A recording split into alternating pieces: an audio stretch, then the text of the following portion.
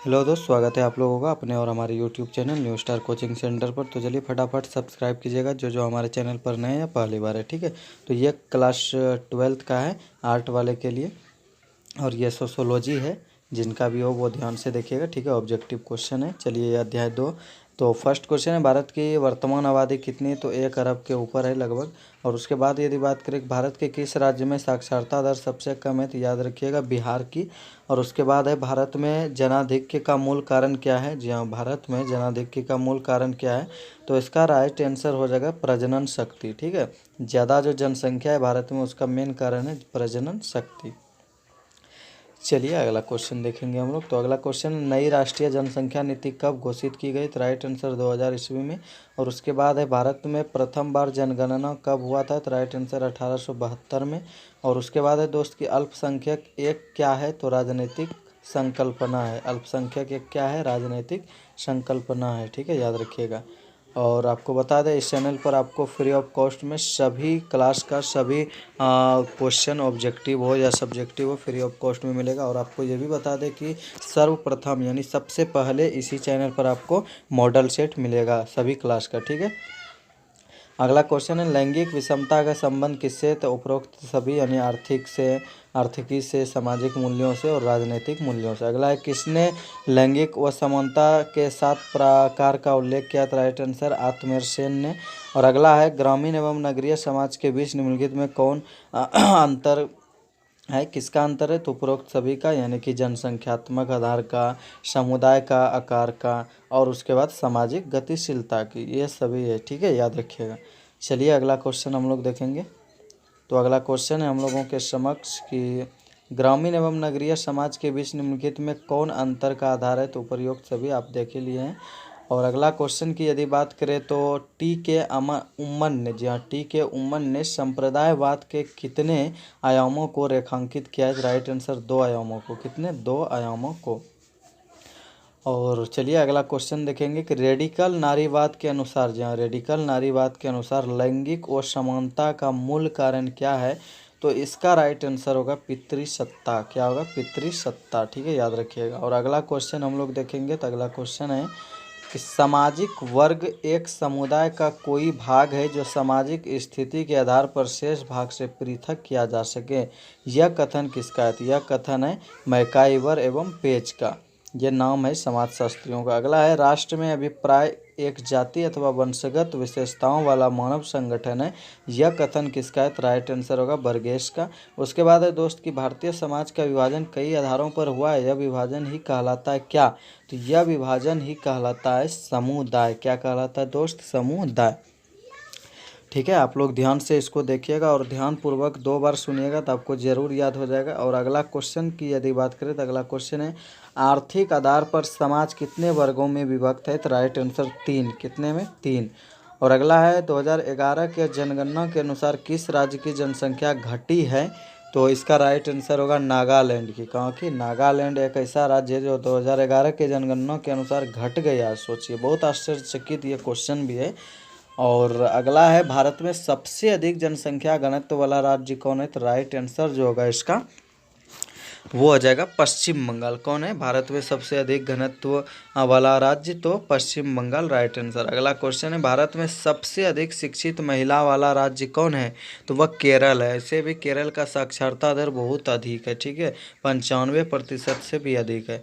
और अगला, भारत में सबसे कम साक्षरता वाला राज्य कौन है? तो बिहार है, अपना बिहार। जी हाँ, भले यहाँ से IAS IPS बहुत ही ज़्यादा हो, लेकिन कि साक्षरता के मामले में जनसंख्या के अनुसार अभी कम है। ठीक है, और अगला यदि बात करें कि भारत की जनसंख्या विश्व की जनसंख्या का कुल कितना प्रतिशत है? तो इसका राइट आंसर होगा 16%। जी हाँ, पूरा भारत का 16% जनसंख्या कहाँ है? भारत में।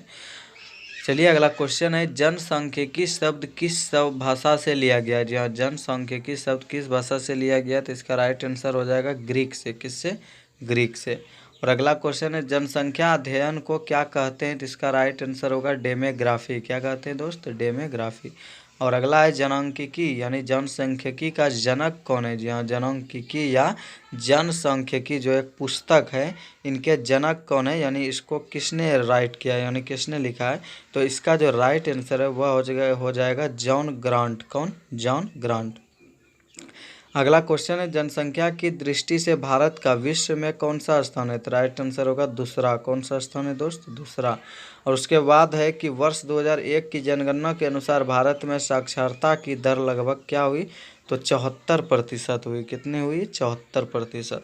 और अगला है दोस्त कि भारत में पहली बार, जी हाँ, भारत में पहली बार किस वर्ष राष्ट्रीय जनसंख्या नीति घोषित की गई? तो इसका राइट आंसर होगा 1976।